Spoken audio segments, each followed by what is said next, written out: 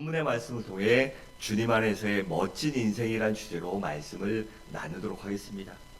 여러분, 우리 주님께서요, 여기 사흘째라는 것은 제자들을 택하시고 사흘째 되는 날 가나의 혼인잔치집에 초청을 받고 그곳에 제자들과 함께 가십니다. 그곳에는 이미 예수님의 어머니 마리아도 미리 와 있었습니다. 아마 그 혼인잔치집이 이 마리아의 어머니 마리아의 친척집이었던 것 같아요. 왜냐하면 그 집에 포도주가 떨어지는 문제가 발생했을 때 관계자니까 미리 알 수 있잖아요. 가족이니까 돕다 보니까 주방에서 일어나는 일을 미리 알 수 있었고 또는 하인들에게 명령을 할 수 있었던 것을 보면 마리아가 그 예수님과 그 사람들의 친척이었던 것을 알 수 있습니다. 그런데 잔치 도중에 크나큰 문제가 발생합니다. 바로 포도주가 떨어진 것이죠. 그러니 그 잔치집에 이런 낭패가 어디 있겠습니까? 여러분, 우리도 그렇잖아요. 문화가요, 어디나 풍요롭게 살던 것이 아닙니다. 그렇기 때문에 잔치집은요, 조금 풍요로워야 되고 넉넉해야 되고 모지르는 것보단 남는 게 낫다, 이런 마음으로요, 풍족하게 풍부하게 준비합니다. 그래서 교회에서 잔치를 할 때도 가정에서 잔치를 할 때도요, 넉넉하게 준비해서 모지르는 거 없이 부족함 없이 기쁜 마음으로 돌아갈 수 있게 잔치를 준비했기 때문에 그렇게 준비했음에도 불구하고 하객들이 많이 왔는지 아니면 너무 많이 마셨는지 먹었는지 모르지만 포도주가 떨어지게 됩니다. 그때 그것을 알아차린 어머니 마리아가 예수님께 그 사실을 말씀드리고는 하인들에게도 예수님께서 명령하신 대로 그대로 순종하라고 그렇게 이야기를 합니다. 그리고 주님께서 하인들에게 항아리에 물을 채우라고 하시고 또한 물을 채우자 그것을 떠다가 연회장에게 갖다 주라고 하시자 그 하인들이 그대로 순종하고 물을 떠다 줬더니 그것이 포도주로 변화되는 기적이 일어났습니다. 그리고 그 기적을 맛본 그 연회장의 사람들이요, 그 포도주를 맛보고는 신랑을 불러 얘기합니다. 보통 사람들은 처음에 좋은 걸 내고 술이 건강간당하게 취하면 맛도 모르고 정신도 없을 때 안 좋은 걸 내놓는데 경비절감을 위해서 그러는데, 당신은 처음에도 좋은 걸 내더니 나중에는 더 좋은 포도주를 내는구나, 정말 우리를 후하게 대접하는구나, 내가 정말 기쁜 마음으로 이 잔치에 왔다 갑니다 라고 그 신랑을 불러서 아주 심하게 아주 기쁘게 많은 칭찬을 합니다. 그래서 그 혼인잔치가 아주 멋지게 아름답게 기쁘게 마무리될 수 있었던 것입니다. 여러분, 그렇다면 어떻게 해서 물이 포도주로 변화될 수 있었을까요? 또한 처음보다 더 나아지는 그 기적은, 그 은혜는 어떻게 해서 일어나게 됐을까요? 또한 어떻게 해서 그 혼인잔치가 아주 멋지고 아름답게 마무리될 수 있었을까요? 또한 우리들도 본문을 통해 무엇을 배워야 이렇게 멋지고 아름다운 인생을 살아가며 인생을 멋지게 마무리할 수 있는 그런 행복한 삶을 살아갈 수 있겠습니까? 첫째로, 우리 모두가 예수님을 모셔야 합니다. 2절과 3절이 이렇게 말씀합니다. 예수와 그 제자들도 혼례의 청함을 받았더니 포도주가 떨어진지라. 예수의 어머니가 예수에게 이르되 저들에게 포도주가 없다 하니라고 했습니다. 여러분, 잔치에서요, 우리 성도들은 이 음주가물을 즐기지 않지만 이 음주가물을 즐기는 사람들이요, 잔치에서 영이 오르고 한참 기분이 좋은데 포도주가 똑 떨어졌다고 하면 어떻겠습니까? 기분이 나쁘겠죠. 그리고 안 좋은 마음으로 돌아갈 것입니다.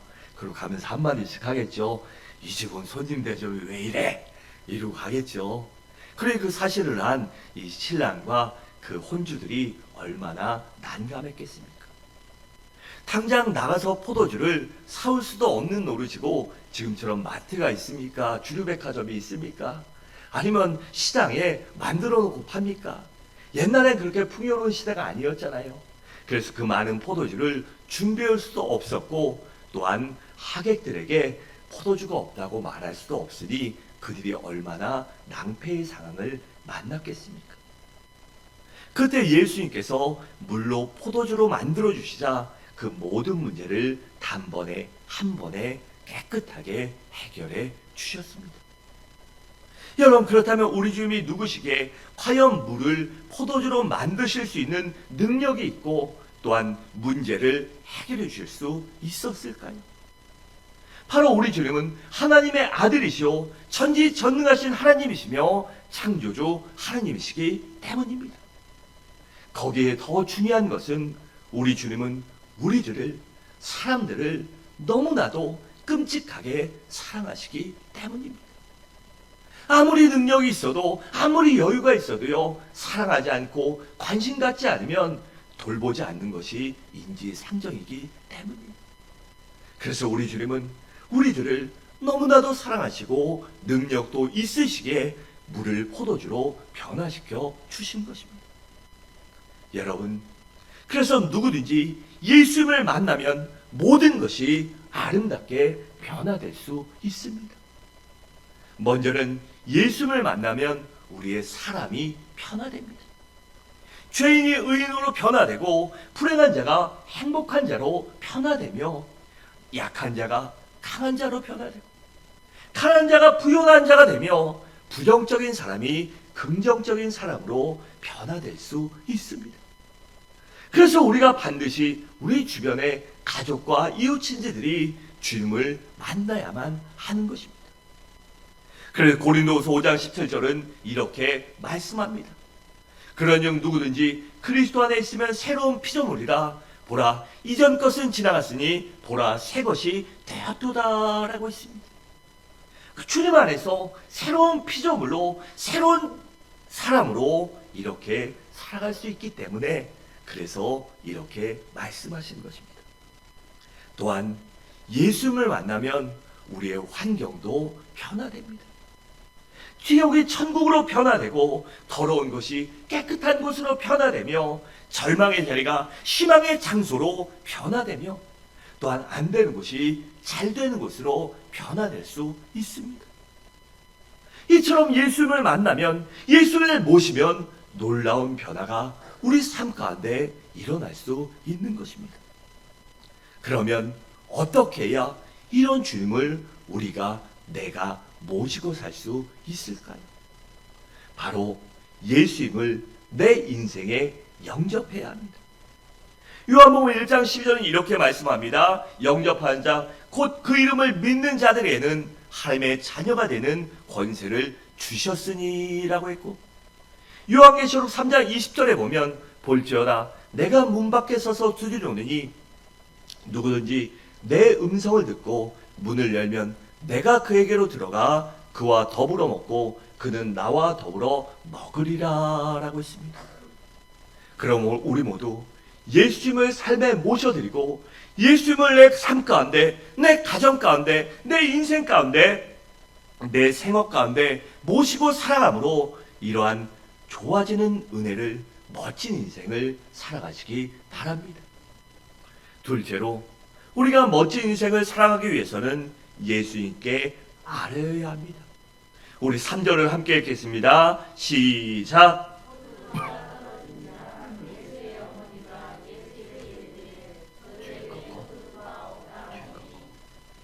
아멘. 그러니까 포도주가 떨어진 그것을 안 마리아가 예수님께 어떻게 했죠? 그 사실을 아뢰었습니다. 즉 이것을 조금 바꾸어 말하면 예수님께 어머니 마리아가 기도했다는 것입니다. 그래서 물이 포도주로 변화되는 기적이 일어난 것입니다. 여러분, 기도란 무엇일까요? 기도는 바로 내 자신이 할 수 없음을 인정하고 그 모든 것들을 예수님께 가지고 나와서 놓고 오는 게 아니라요, 내가 할 수 없는 것, 내 삶의 아픔과 눈물과 고통과 문제와 질고를 모두 주님 앞에 싸가지고 나와서요, 주님 앞에 내려놓는 것입니다. 주님, 내가 할 수 없으니 나를 도와주십시오라고 예수님께 아뢰는 것입니다. 그래서 기도란 우리가 예수님과 할 수 있는 영적인 대화입니다. 그러니까 우리가 기도로 예수님과 깊은 영적인 교제를 나누고 깊은 관계를 맺는 것, 그것이 바로 기도인 것입니다. 여러분, 그래서 우리 성도에게는요, 기도가 중요한 것이요. 내 삶의 모든 것들을 주님께 아뢰므로 나누고 교제하고 내 아픔도, 내 눈물도, 내 기쁨도 우리 주님과 함께 나눌 수 있기에 함께 웃고 함께 울 수 있기 때문에 기도가 중요한 것입니다. 그래서 우리 주님께서는요, 기도하는 자를 사랑하시고 가까이 하시고 그들을 반드시 도와주십니다. 그래서 마태복음 7장 7절에서 11절은 이렇게 말씀합니다. 구하라, 그리하면 너희에게 주실 것이요. 찾으라, 그리하면 찾아낼 것이요. 문을 두드리라, 그리하면 너희에게 열릴 것이니 구하는 이마다 받을 것이요. 찾는 이는 찾아낼 것이요. 두드리는 이에게는 열릴 것이니라. 너희 중에 누가 아들이 떡을 달라 하는데 돌을 주며 생선을 달라 하는데 뱀을 줄 사람이 있겠느냐? 너희가 악한 자라도 좋은 것으로 자식에게 줄 알거든 하물며 하늘에 계신 너희 아버지께서 구한 자에게 좋은 것으로 주시지 않겠느냐라고 했습니다. 그래서 우리는 이 말씀을 믿는다면, 우리 주님을 믿고 주님의 말씀을 믿는다면 우리 앞에 있는 모든 것들을 주님 앞에 아뢰일 줄 알아야 합니다. 또 요한복음 16장 24절은 이렇게 말씀합니다. 지금까지는 너희가 내 이름으로 아무것도 구하지 아니하였으나 구하라, 그래야만 받으리니 너희 기쁨이 충만하리라 라고 했습니다. 바란데 이 자리에 있는 우리 모든 성도님들은 여러분들의 삶의 모든 것들을 주님께 아뢰고 주님께 상담하고 주님께 고백하고 주님과 기도로 깊은 대화를 나눔으로 주님의 사랑받는 자, 주님이 가까이 하시는 자, 주님의 문제를 해결해 주시는 은혜를 체험하시기 바랍니다. 셋째로, 우리가 멋진 인생을 살기 위해서는요, 우리에게 믿음이 있어야 합니다. 4절은 이렇게 말합니다. 예수께서 이르시되 여자여 나와 무슨 상관이 있나이까? 내 때가 아직 이르지 아니하였나이다 라고 했습니다. 여러분, 이 말씀을 어찌 보면 예수님이 좀 네 가지가 없네, 어머니한테 왜 저렇게 말씀하실까, 주변에 사람도 있는데 왜 무안을 주고 왜 사람 창피하게 할까 라고 생각할 수 있는데요, 이것을 좀 깊이 생각해 보면 이 예수님의 말씀의 의도는요, 어머니 내가 이 집의 문제를 해결할 수 있다고 믿으십니까? 어머니도 내가 이 집의 모든 문제를 단번에 해결해 줄 수 있다고 믿음이 있습니까? 라는 그러한 이 반어법적인 표현입니다. 그래서 어머니 마리아가요, 예수님의 이런 말을 듣고요, 그렇잖아요. 만약에 저희 재원이 재영이가 그러한 깊은 뜻이 없이 그냥 제가 아니면 저희 사모가 뭔가 얘기했는데 왜요? 싫은데요? 어쩌라고요? 이러면요 혼나겠죠. 그리고 부모 표정이 안 좋아지겠죠. 근데 어머니 마리아는 예수님의 이런 말씀을 나랑 무슨 상관이 있습니까? 아직 내 때가 이르지 아니하였는데 내가 나타날, 내가 사역할 시기가 아닌데 내가 이것을 할 수 있겠습니까? 내가 할 수 있다고 믿습니까? 이렇게 받아들였기 때문에 그 하인들을 말하며 기분 나빠하지 않고 화내지도 않고요, 웃으며 5절처럼 이렇게 말합니다. 그 어머니가 하인들에게 이르되 너희에게 무슨 말씀을 하시든지 그대로 하라 하니라 라고 했습니다. 여러분, 어머니 마리아도 사람인데 예수님이 그랬다면요, 기분 나빴겠죠. 그럼 이렇게 말했겠습니까? 그것이 아닌 것을 알았기 때문에 이렇게 웃으며 하인들에게 예수님이 뭐라고 하든지 그대로 하라, 그대로 순종해라라고 그렇게 말할 수 있었던 것입니다. 여러분, 우리 가운데요, 어떤 사람이 지혜로운 사람일까요? 바로 상대방의 의도를 잘 알아차리는 사람이 지혜로운 사람입니다. 그런 사람이요, 장사도 잘하고 사업도 잘하고 빨리 성공하거나 출세할 수 있기 때문입니다. 그리고 또한 살아가는데 이러한 의도를 알아차리고 눈치와 센스가 있어야 어디 가든지 인정받고 사랑받을 수 있습니다. 그래야 모든 것이요, 잘 풀릴 수 있기 때문이에요. 제가 이 부사역자 시절에 이 선임 목사를 하면 힘든 교회들이 좀 많이 있어서 이 모든 일을 이제 다른 사역자들이나 아니면 이 직분자들이나 문제가 있으면 어떤 일이 발생하면 이 먼저 혼나거든요. 그럼 출근하자마자 이제 담임 목사님한테 혼나고 와요. 그러고 오면 어떻습니까? 내 잘못도 아닌데 맨날 혼나니 기분이 나쁘죠. 그럼 제가 이렇게 굳은 표정으로 들어오면 눈치 빠른 전사님들이요, 아, 목사님 또 혼나는 것 같다, 황 목사님 혼나는 것 같다 이러면요 미리 아이스 커피를 쫙 내리고 있어요. 그 사무실에 들어가면 커피 향이 싹 나요. 그래서 자리에 딱 앉으면 목사님 시원한 아이스 아메리카노 한 잔 드세요. 이거 정말 맛있는 원두예요. 이러고 딱 갖다 주면요, 또 다른 분이 이제 이 쿠키나 달달한 걸 또 줘요. 목사님 이거 어제 먹어봤는데 정말 맛있어요. 같이 드세요. 이러면요 어떨까요? 나빴던 기분이요 쑥 내려갑니다. 거기서 탁 혼나면서 이것들 두고 보자 이런 마음이 속에 있어도요, 오늘 진짜 한바탕 하리라 이런 마음이 있어도요, 딱 갖다 주고 목사님 힘드시죠? 이거 드시고 힘내세요. 기분 좀 삭히세요. 이러면요 그냥 기분이 싹 풀어집니다. 그러면 된 소리 나갈 것도요 좋은 소리 나갑니다. 전사님 목사님들 잘 좀 합시다. 보고서 좀 제때 내고 좀 합시다. 이러면요 분위기가 화기애애해지죠. 바로 그것이 센스 있고 눈치 있는 사람들이 이 분위기를 잘 파악하기 때문입니다.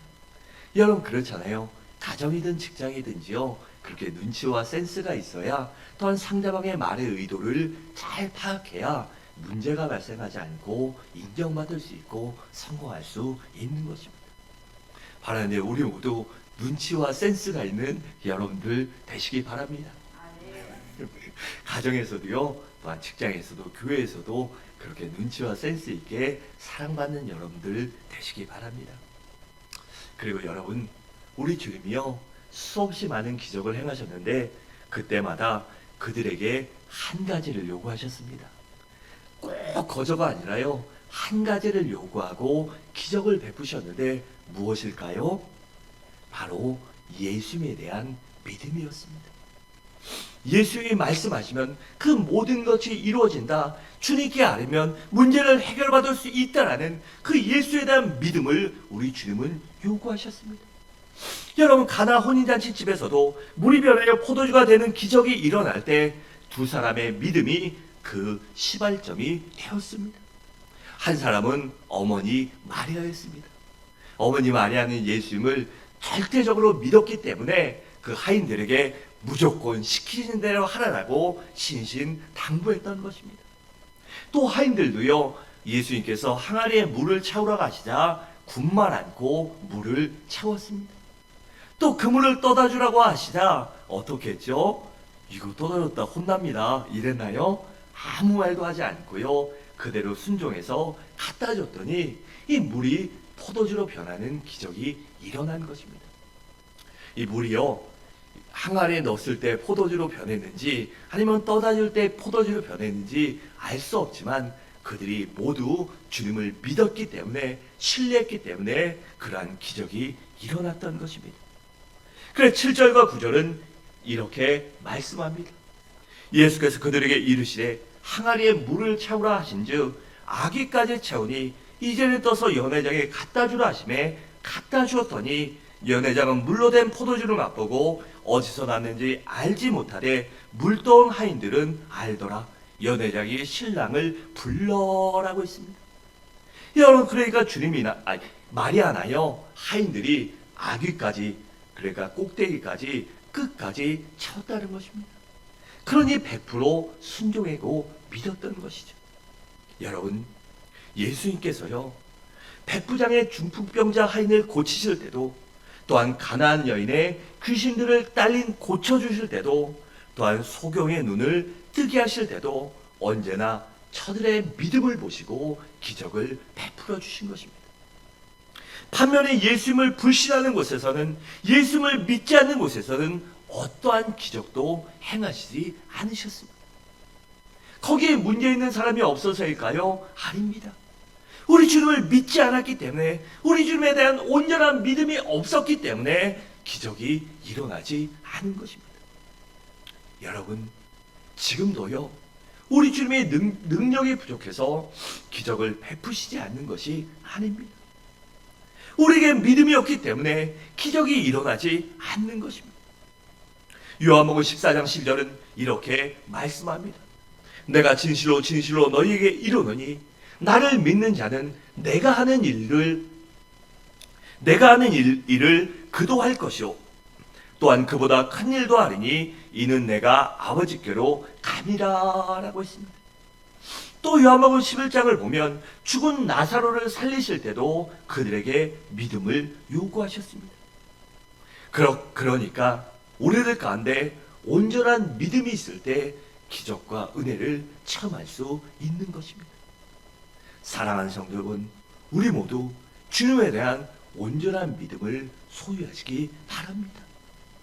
주님께 기도한 것이 있다면 반드시 응답하여 주신다는 100% 확신과 100% 순종과 100% 믿음을 갖고 그렇게 살아감으로 여러분들도 기적을 체험하시길 주님의 이름으로 축원드립니다.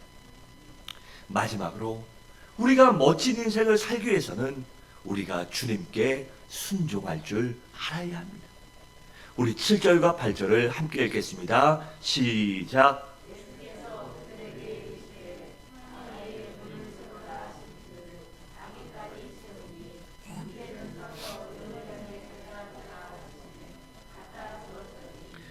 아멘. 그러니까 하인들이요 주님 말씀에 순종할 때 기적이 일어나는 것입니다. 여러분, 믿음과 순종은요 정비례합니다. 그러니까 믿음만큼 순종하고 순종하는 만큼 믿음이 있다는 것입니다. 여러분, 우리가 믿음이 있어야 순종할 수 있는 것입니다. 내 믿음만큼, 내가 주님을 사랑하는 만큼 내가 순종할 수 있는 것이지, 내가 믿음이 없는데 어떻게 순종할 수 있겠습니까? 그래서 우리에게 믿음이 있다면 순종할 줄 알아야 하는 것입니다. 여러분, 우리 주님께서요 하인들의 항아리에 물을 채워 가셨을 때 그들은 그대로 순종하며 항아리의 아귀까지 이 꼭대기까지 물을 가득 채웠습니다. 그리고 연회장에게 떠다 주라고 하실 때도 그대로 연회장에 떠다 주었습니다. 왜 그래야 하냐고 묻지도 따지지도 않고 괜히 이렇게 했다가 욕망 먹는다고요 그렇게 불평하다 원망하지도 않았습니다. 그들이 군말 없이 두말 없이 순종할 때 기적이 일어났던 것입니다. 여러분, 그래서 진짜 순종하는 사람은요 말이 없고 질문이 없습니다. 주님께서 말씀하시면 예, 종이 듣겠사옵니다. 종이 여기 있습니다. 종이 주의 말을 듣겠사옵니다 라고 대답하지 왜 그래야 합니까? 왜 내가 해야 합니까? 왜 나만 해야 합니까? 라고 절대로 두말하지 않는 것입니다. 반면에 불순종하는 사람이요 따지기도 하고 묻기도 많이 하는 것입니다. 여러분, 예수님께서요 이 침을 이기신 후에 그것을 소금에 있는 바르시고 뭐라고 하시죠? 실로암 목가에 가서 씻으라고 하십니다. 그때 그 소경은 어떻게 합니까? 묻지도 따지지도 않고 왜 더럽게 침 냄새 나게 그 더러운 것을 눈에 바릅니까? 그렇게 원망하지도 불평하지도 않았습니다. 그대로 순종했더니 실로암 목가에 가서 눈을 씻을 때 실로암 물로 그 눈을 씻어낼 때 눈이 떠지는 기적이 일어났던 것입니다. 또 베드로도 주님께서 깊은 곳에 가서 그물을 던지라고 하실 때 자신의 상식과 경험으로는 도저히 이해할 수 없는 말씀이었지만 거기 가면 도저히 안 잡히는데요 이런 말 하지 않았습니다. 주님, 제가 이 호숫가에서 잔뼈가 굵은 사람입니다. 내가 거기서 평생 고기 잡고 사는데요 거기 가면 절대 못 잡아요. 지금 시간에 거기 가면 호탕 칩니다. 왜 쓸데없는 말 하십니까? 알지도 못하면서 이러지 않습니다. 주님이 말씀하시자 그대로 순종하고 그것에서 그물을 던지자 그물이 찢어질 정도로 고기를 잡을 수 있었던 것입니다. 여러분, 노아도요 하나님께서 바닷가가 아닌 큰 높은 산 꼭대기에 방주를 만들라고 하십니다. 여러분, 산이니까 나무 벌목하기 쉽겠지. 근데 그 산에 나무 다 벌목하면 어떡합니까? 그렇잖아요. 120년 동안 그 큰 방주를 지려면요 얼마나 나무를 그 산꼭대기로 옮기는 게, 그 역청이나 재료로 옮기는 게 얼마나 힘들고 고됐겠습니까?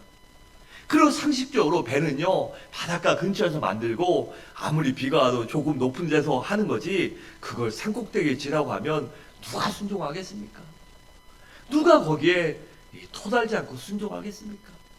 하지만 노아는 아무런 이 의심이나 불평 없이요, 그대로 산꼭대기에 우리 하나님의 말씀대로 순종합니다.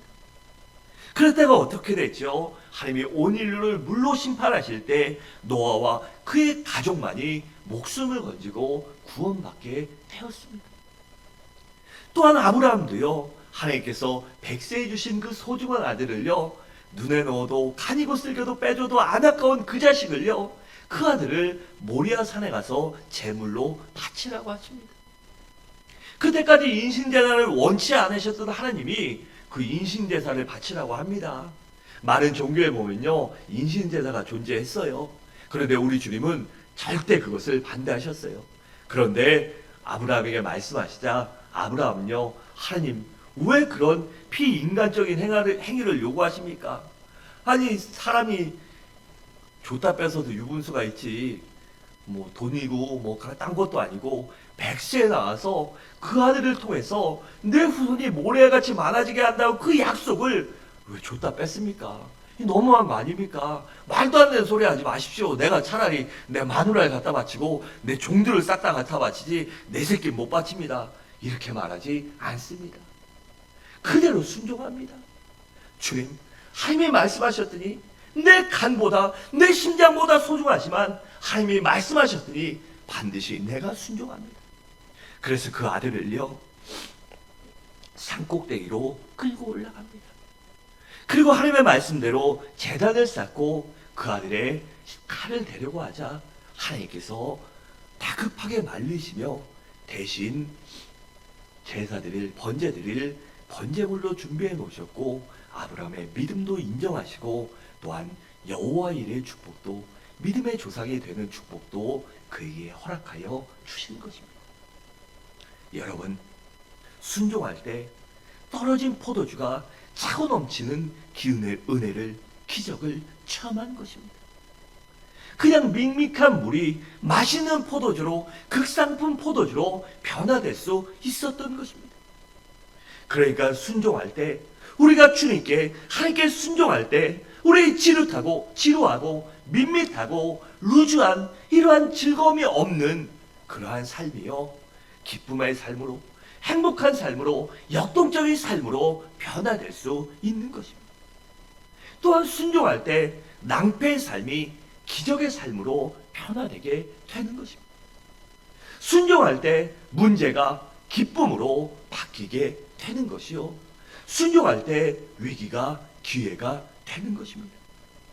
그래서 순종할 때 점점 나빠지는 삶이 점점 좋아지는 삶으로 변화될 수 있는 것입니다. 사랑하는 성도 여러분, 말씀을 마치도록 하겠습니다. 우리 모두 예수 그리스도를 날마다 여러분들 삶 가운데 모시고 살아가시기 바랍니다. 또한 그 주님께 우리의 모든 문제와 우리의 모든 아픔과 우리의 모든 고민을 아뢰고 간구하시기 바랍니다. 또한 간구했다면 오직 믿음으로 하나님을, 우리 주님을 100% 아니 200% 1000% 순종하며 반드시 응답하신다, 반드시 합력하여 선을 이루신다는 믿음을 갖고 하나님 앞에 끝까지 온전히 순종하며 살아가시기 바랍니다. 그래, 이 자리에 있는 우리 모든 성도님들도 이러한 혼인잔치의 기적과 점점 더 좋아지는 인생과 멋지게 마무리하는 아름다운 인생, 멋진 인생을 살아가는 우리 모든 성도님들 되시기를 주님의 이름으로 간절히 축원합니다.